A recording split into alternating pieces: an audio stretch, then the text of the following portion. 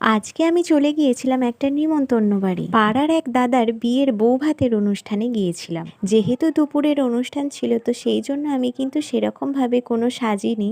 আর প্যান্ডেলটাও হয়েছিল কিন্তু আমাদের বাড়ির পাশেই। তো প্রথমেই তো আমরা প্যান্ডেলে গিয়ে একটু ফটো তুলে নিয়েছিলাম, আর তারপরে কিন্তু খেতেও বসে পড়েছিলাম। একদিকে টেবিলে তো আমি, মনি আর কনি বসেছিলাম, আর এই দিকে কিন্তু আমার কাকিমা, ভাইরা বসেছিল, আর আমাদের পেছনেই কিন্তু আমাদের মায়েরাও বসেছিল। তো ফার্স্টেই তো ভাত দিয়ে দিয়েছিল, আর তারপরে শুক্তো। আমি যেহেতু শুক্তো খাই না, তো সেই জন্য শুক্তো নিইনি। তারপরে ডাল দিয়ে আর চিড়ে ভাজা দিয়ে ভাতটা মাখিয়ে খেয়ে নিয়েছিলাম। তারপরে করেছিল পটল আলুর তরকারি, আর আমি এটা খাই না কিন্তু ভুল করে দিয়ে ফেলেছিল। আর তারপরে কিন্তু দিয়েছিল আমার সব থেকে ফেভারিট ভেটকি মাছের পাতুরি। আমার তো সব থেকে ফেভারিট মাছই হলো ভেটকি, আর ভেটকি মাছের পাতুরি খেতে কিন্তু আমি ভীষণ ভালোবাসি। আর তারপরে দিয়ে দিয়েছিল কাতলা মাছ, কিন্তু বিশ্বাস করো কাতলা মাছটা আমি কিন্তু খেতেই পারিনি। তারপরে দিয়ে দিয়েছিল চাটনি, পাঁপড়, পায়েস। আমি মিষ্টি খাই না, সেই জন্য মিষ্টি নিয়ে নিই, আর শেষে হজমোলা। তারপরে খাওয়া দাওয়া শেষ করে প্যান্ডেলে আবারও একটু ঘোরাঘুরি করে নিয়েছিলাম।